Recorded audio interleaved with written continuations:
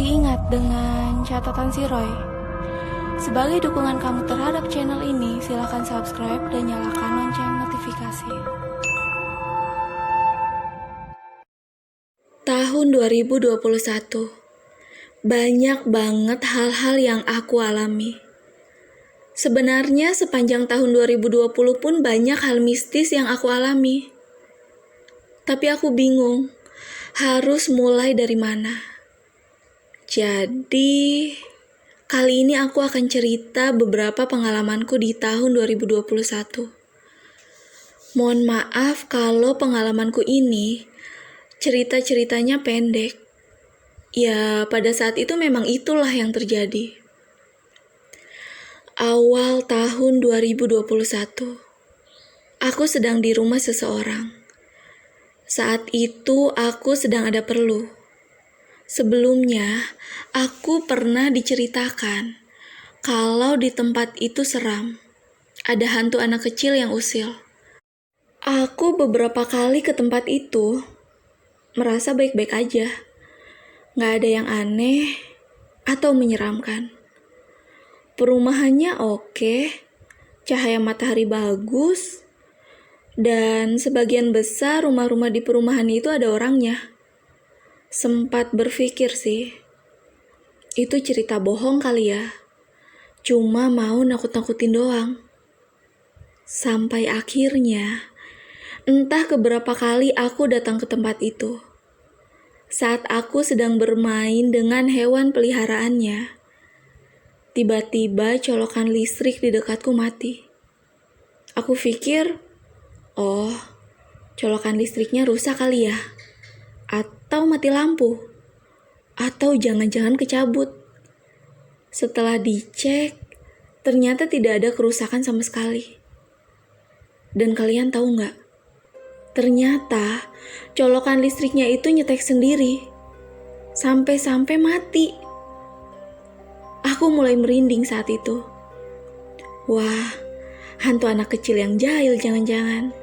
Kena nih gue dikerjain. Tak lama aku berpikir itu, aku dengar sayup-sayup suara anak kecil tertawa. Pas aku nengok dan mencari-cari asal suara, ternyata ada seorang anak laki-laki sekitar usia 6 atau 7 tahun sedang duduk di dahan pohon. Aku lupa itu pohon apa yang ada di depan rumah itu. Anak laki-laki ini pucat dengan bibir yang tersenyum lebar sambil terus-menerus melambaikan tangannya.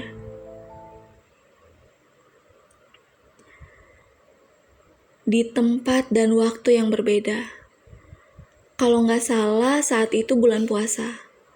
Aku ada janji dengan seseorang untuk datang ke rumahnya. Sebenarnya janjinya siang, sekitar jam 11 atau jam 12. Tapi aku telat, karena sebelumnya aku masih ada urusan. Selesai dari urusan pertama, pergilah aku ke rumahnya. Sebut saja Una. Aku baru sampai di rumah Una sekitar jam 1.30. Aku ketok-ketok pagar besinya, nggak ada orang yang nyaut. Sempat nunggu beberapa menit sambil terus-menerus mengetuk-ngetuk pagar besi di garasinya. Tapi tidak ada yang nyaut juga. Aku WhatsApp Una, tapi belum dibalas. Ya udah deh. Aku tunggu Una balas WhatsAppku dulu. Duh, parah banget lagi nih bulan puasa. Panasnya nggak nahan. Bikin orang pengen batal puasa. Astagfirullahaladzim. Jadi makruh kan puasaku? Aku baru sadar kalau pintu garasi rumah Una gak digembok. Akhirnya aku buka pintu garasinya dan nyalakan keran di garasi rumah Una untuk mencuci muka dan tangan. Ya, seenggaknya ngurangi rasa panas. Karena gak enak, aku keluar lagi dari halaman rumah Una, menutup lagi garasinya, dan aku tetap menunggu info dari Una di luar pagar. Aku mau kasih info dulu. pagar garasi rumah Una itu berhadapan sama jendela samping rumah Una. Jendelanya besar banget, dengan gorden yang selalu tertutup. Gak lama aku keluar pagar, aku melihat ada perempuan paruh baya memakai daster batik dengan rambut di bawah bahu sedikit. Beberapa kali mengintip di jendela itu. Wanita itu menyibakkan gordennya sehingga terlihat jelas wanita itu berdiri di depan jendela, lalu menutup gorden lagi, dan begitu terus berkali-kali. Aku mikir, apa itu ibunya Una ya? Tapi kenapa cuma ngintip doang? Bukannya bukain pintu. Udahlah, pulang aja. Pas aku mau pulang, handphoneku bunyi. Pesan masuk dari Una. Dia bilang tunggu sebentar. Una dan papanya sedang di jalan. Sebentar lagi sampai. Akhirnya ya sudah, aku menunggu. Sekitar 3 atau 5 menit mobil papanya Una terlihat. Saat mereka turun dari mobil, Una meminta maaf karena membuat aku menunggu lama.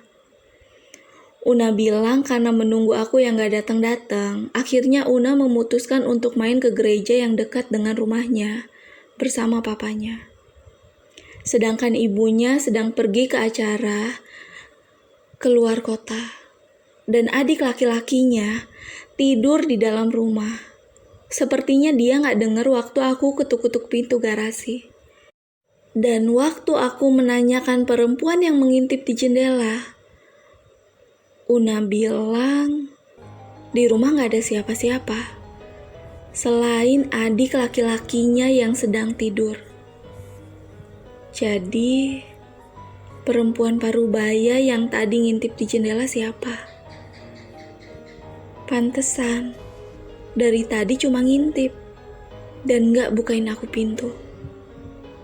Ternyata itu sosok penunggu rumah Una.